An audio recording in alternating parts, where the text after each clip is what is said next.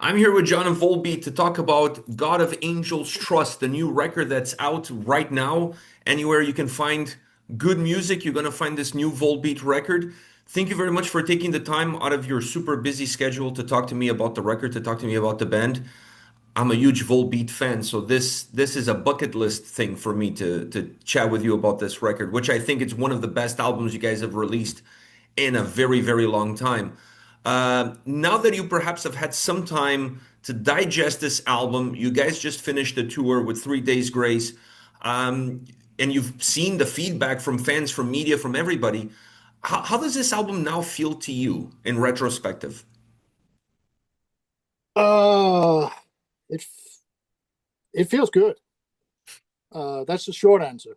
I mean, yeah, it could definitely be one of the best ones we've ever made. Actually, this was more like kind of looking back at our past. Actually, embrace our past a little bit, and instead of having like 14, 15 songs on an album, this was like, nope, let's have 10 songs. Try to make each song equally good, put them out, no guest appearances, no nothing, just the band. And that was one of the goals for it, and I think we actually achieved it. And it seems like you said, that people are really enjoying the album. And I haven't really seen any like bad reviews for it, so I guess we must have done something right. As you shouldn't. There should be no bad reviews for this album. This album is the GOAT as far as far as I'm concerned. I got the same vibe when I was listening to the record. I felt like you guys took from the band's discography elements and brought them into this record. This record feels more like a compilation greatest hits style album without repeating songs from the past, but definitely influenced by albums of the past. Was there a little bit of nostalgia in the room when you guys decided to go into the recording studio and put a record like this together? I wouldn't call it nostalgia as such, but this recording for this one, and actually the recording for Servant of the Mind, excuse me, was done the same way. It was basically just the three of us. And again, some of these songs are perhaps a bit more cut into the bone. It was more based around the riff than the melody. Even though the melodies, of course, are still there, the big choruses and all that stuff. But there was definitely songs in this one that, again, was like a throwback to some of the earlier stuff that we did, where a lot of the songs were based around a riff, or some of them we even just started jamming back then, and all of a sudden, oh, wait a minute, we got something here. We didn't do that so much on this one. Michael more or less had everything prepared from home. But yeah, the recording was a little bit like we used to do. Of course, tracking the drums first, and that was basically me and Michael doing it. Casper obviously was there and played along too, but the basic tracks was basically me and him, and that's how we did it back in all those years ago. And the recording itself, it took like, I don't know, 2.5 weeks, and then we were done. Again, that's what we used to do. Don't waste time in the studio, just get your stuff done. And we did. And within two weeks, 2.5 weeks, it was like, oh, we're done. So there was like a bit of a throwback, but I wouldn't really call it nostalgia.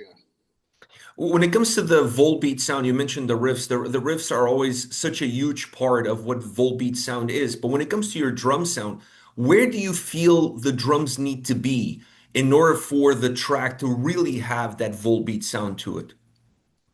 Uh, well, the drums for me is a part of the foundation of the song. So what I do usually is I listen to what Michael is playing. When he shows me whatever idea he has for riff, sometimes he would say, try to play something like this, and he would flailing his arms, and even sometimes get behind the drum kit and said something like this. Sometimes I would just listen and play along to it, and sometimes I do something where he goes, no, that's not it, or he would goes, oh, I didn't think about that, let's keep that, that's even better than what I thought of. But for me, it's more like, just help building the song. For me, this type of music, you don't really need a flashy drummer who can do all these fancy tricks and stuff like that. I'm not sure if that would even work with this type of music. I'm not comparing us to bands like AC/DC or the Ramones or something like that. Far from it. But again, those bands, it's kind of simple, but it's not simple to play. It sounds simple, but it's not really simple to do. And I guess that's more or less my approach. Just help building the song, have a good foundation with the bass and the drums. That collaboration between you guys, going into like Michael going into your realm when it comes to drums, maybe you going into his realm when it comes to riffs. Does that collaboration between you guys making new music is the reason why you've been successful over so many years? Uh, I don't know. I mean, maybe. I mean, I've played with that guy for 24 years now. So we do have an understanding that when he comes up with something, I would say 8 out of 10 times, I know where he's going. I know where he wants to go. And like I said, sometimes I would play something and he would say, "Ah, that's not it. Try something like this instead." And I would do the same. Sometimes I said, try to reverse that chord instead of doing this. Maybe put it somewhere else. And again, sometimes things works, and if they works, we'll keep it. But we have this thing, like I said, that we know where each other are going, and we're now so used to playing together that we don't really need to talk that much. It's like, oh yeah, that's the type. Okay, we got to do something like this. You guys have such an incredible legacy. I went to Denmark for the first time in April. Oh, I was in Copenhagen, and my wife works for a law firm. We went to visit the law firm there, and they had your records. Apparently, they work with you guys, so they had like gold records on the walls, and I okay. was wow, the impact of Volbeat is tremendous. Never in a million years that I think walking into a law firm, I was going to see your records all over the wall, which is incredible. Does that legacy, does that weight sometimes feels a little bit too much on your shoulders? No, no, no. It's not. That's not something that we think about. That's what other people thinks about. We don't. All we think about is next week we're going back out on tour, and that's the next goal. It's basically to go back out on tour, but we never think of stuff like that at all. No, because I guess perhaps if you do, then maybe you tend to get a little bit too big headed. And we are actually just four guys from the country. Just playing some music, just playing some riffs. Just four stupid farmer kids. Considering that you guys are going back on the road and considering the music that you create and the tour that you guys just finished, do you guys think of the live aspect of the Volbeat sound when it comes to making a new record like Goat? Uh, well, we've always said that if we got to be able to produce the songs live, and if we can't play them live, then it's not really, within our little box of music. We've never, relied on backtracks and all that stuff. We do have a few songs when we play them live. They are tracks, but that's another thing. But we always said, we got to be able to perform the songs live, and we got to try to keep them to sound the same live as they do on the albums. That's kind of was kind of a goal back then. But so, and that seems like what a lot of people actually really like about us. When I read reviews, people go, "Oh man, they sound just the same live as they do on the album. That's amazing." And it's like, yay. Yeah, it is true. I've seen you guys live a couple of times in Toronto in different settings. One time actually with Metallica on the tour that you Oh, guys did together back before the pandemic. So mm-hmm. I've seen you guys a bunch of times, and I can attest to that. Listen to you guys live or playing the record, it's pretty spot on. It gives that kind of experience. And as a fan, you probably know this. Fans always leave the concert feeling like you guys didn't play the song that they wanted you guys to play. Yeah, Is it yeah. becoming harder and harder to satisfy everybody? Well, you really can't satisfy everybody. That's impossible. I mean, we know that we have a bunch of songs that not only do we have to play them, but we will play them every single time. So whatever people are moaning and complaining about, you can do all that, but we're still going to play those songs. Obviously, now when we have a new album out, we want to play as many new songs as possible. And for the Canadian run we just did, I think we started out playing, was it like 5 new songs or something like that? And that was a bit too early because the album had only been released like a week before. Mhm. So people didn't really knew. They knew by Monster's Hand because that was put out before. So we had to cut a few of the new songs off, but I'm sure for the US run we're going to play probably a few more new songs. But obviously, and that goes for every band. It doesn't matter which band you're going to watch. People will always complain, "Oh, they didn't play that song. Why did they play that song? They always play that song." Well, the majority of people want to hear those songs, so of course that's what you do. But I mean, I I have done the same thing when I went to concerts. I've been to I don't know how many Iron Maiden concerts, and I always go, "Oh, do they really have to play the Trooper again? Really?" But I'm pretty sure if I did go to a Maiden show and they didn't play the Trooper, I would probably go, "Yeah, that was great, but where the hell is the Trooper? They're supposed to play the Trooper. Why didn't they play the Trooper?"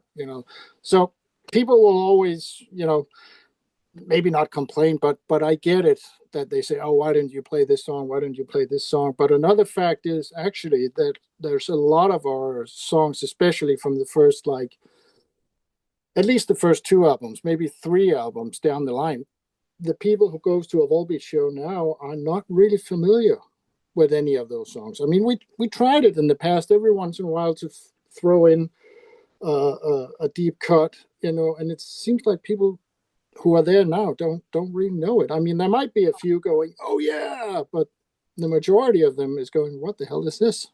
So do you see an evolution in the fan base of the band? Is there continuous young blood being pumped into the fan base of the band? It seems like now, especially I think in the U.S. and in Canada and probably Europe as well, that the fan base have shifted over the last maybe last 10 years actually. A lot of people seem to be more familiar with the singles than the album tracks actually. But I guess that's pretty normal. Yeah, these days people consume singles way more than people sit down and listen to a record from start to finish. Does Yeah, that, does that still influence you guys at all? Like I'm a record listener, and I'm assuming hmm you are as well. hmm But understanding that the new market really pushes people more just to those key singles, does that change the mindset at all? Well, I maybe a little bit because as you probably know, some of the previous albums that we have done had like 14 tracks on it, 15 tracks, 16 tracks, God knows how many. And again, for this one, that was one of the ideas where Michael said, there's no reason for us to do like 14 or 15 songs because it seems like even though fans who buys the album after song number like 8 or 9, it seems like they don't really know the rest of them. So he said, let's cut it down and just do, like I said earlier, 10 tracks. Let's leave it at 10 tracks and see if that helps, if you want to call it that in any way. And time will tell. Yeah, I'm a fan of that approach. I like 10 songs around 45 minutes mark. Also, that's my drive to work. So if I can listen to a whole album on the drive, I get more out of the record. If I get to Yeah. work and there's still 3 songs left, I probably never end up getting to those 3 songs. Well, it seems like definitely that seems like that's a little bit of, I don't know if you want to call it a trend actually, but it seems like because we noticed even with the Servant of the Mind, which a lot of people were really happy about, that some of the last songs on that album, when we tried and played them live, it seems like people were like, "What is this?" And we were like, "That's weird, it's a brand new album, we just put, don't you listen to the whole album?" Maybe they don't. Maybe people's attention span is way shorter now than what it used to be. I think that's a fact. I think that's a fact. This Canadian run that you guys did with 3 Days Grace, I gotta admit, I didn't go see you guys, not because I didn't want to. I had tickets. Ooh. I had, listen, my son graduated from college and they booked the freaking ceremony on the same day as you guys were playing Toronto. So Oh. I had to give my tickets away to a friend and I couldn't go. I was heartbroken.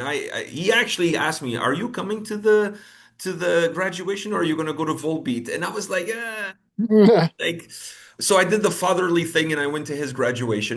I think that was the right choice you did. It was close.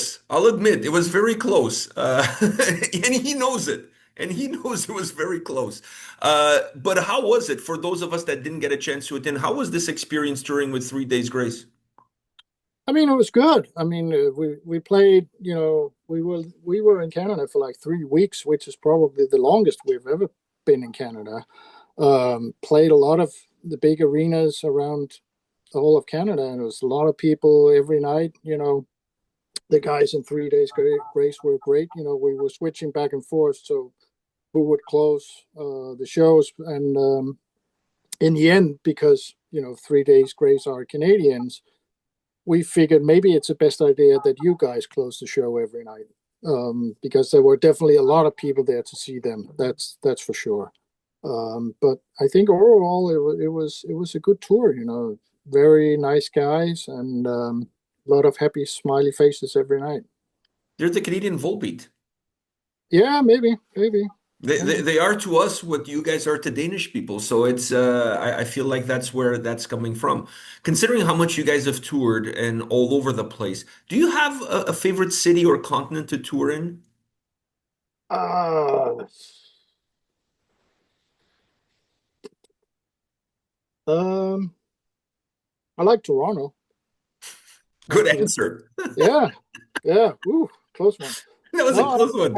I I actually like Toronto because Toronto is a great city, you know, just to walk around in, Yonge Street and Queen Street and all that, all those streets where you still have a few of those stores left, some weird stores around, so Toronto is always great. I have to say London for me, but that's more because of the history of London. You know, there's so much to see, so much to do in London. The British crowds are kind of tough, actually, especially in London. They're tough, like any major cities. Um, what else? I like touring in Germany. Actually, I like Germany a lot, and that's kind of close to home. So I have to ask you about the Danish scene. There's so many bands coming out of Denmark right yeah, now, young bands. Like there's so much talent in Denmark. yeah, What do you think there's a young Volbeat around the corner ready to blossom and take a little bit more of a world stage like you guys have done? that would be awesome. I mean, why not? Um, there is I don't know how much. I think they've been both to the US and Canada. The band called Based. Yeah, they're my friends. They were just here on a tour Oh, with okay. Arch Enemy. Yeah, Yeah. great guys, great band. Um, they're definitely hardworking guys. As for other things, there's another one called what are they called? Neck Breaker. Neckbreaker. Yeah. Yeah, seems to have gaining some momentum. There's other bands like Stryknos starting to getting momentum, but those bands are perhaps in the more extreme Mhm. type of metal, unlike what we are doing. But I hope so. I mean, it would be awesome to have a whole wave of Danish hard rock metal bands tearing up the earth. That would be awesome. And with you guys leading the charge, I just want to finish our chat by saying this. When I discovered Volbeat many moons ago, I remember telling my son that you guys were the greatest thing to come out of Denmark since the Laudrup brothers. And I think Oh, and I think okay. that's still true to today. You guys are the greatest thing to come out of Denmark since the Laudrup brothers. Well, I'm pretty sure that's not entirely true. King Diamond and Merciful Fate was there way before us. King is still doing his stuff. Yeah, Pretty Mates is there. I know King is he's different. You yeah, know, he's kind of like on a world of his own. You know what I mean? well, I guess with him, either you completely love him, like both. me and Michael does, or you can't stand him. I think it's he's that divided. I mean, we love the guy obviously, not only as a person but his music. So King has been there. I'm pretty sure there's another Danish drummer around who plays in this little unknown American band who has done something. I don't know if you know who I'm talking about. I'm not sure. His name is Lars. Oh, yeah, yeah, I completely forgot. See, but we, Well, yeah, but that's such a small band, like almost nobody knows. yeah, I'm not sure they're ever gonna make it. I can't even believe you guys tour with them, like such a small band. Why even bother to go on tour together? Well, he's Danish, we're Danish, and we're like, yeah, yeah, sure, why not? Come aboard, guys. Let's see if we can work it out. No, um, but yeah, the Laudrup brothers. Wow, Yeah, yeah, I'm going back in time. I love King Diamond as well. I'm a huge fan. I find him, I agree with you 100%. People either love it or hate it. And I find Ghost is a little bit of the same. People either love it or hate it. There's not many people who are on the fence. Maybe not as much as King Diamond, but there's always these polarizing bands. Now you also have Sleep Token as another band that's super polarizing. People either love it or hate it. And yeah. to each their own. I'm gonna stick to it. You guys are the best thing out of Denmark since the Laudrup brothers. I'm gonna put that on a t-shirt. And Oh, John, okay, cool. thank you very much for your time today. This was an absolute pleasure. Thank you, Best for the rest of the year with all the touring and all the shows. And without a shadow of a doubt, this record is the GOAT. thank you so much.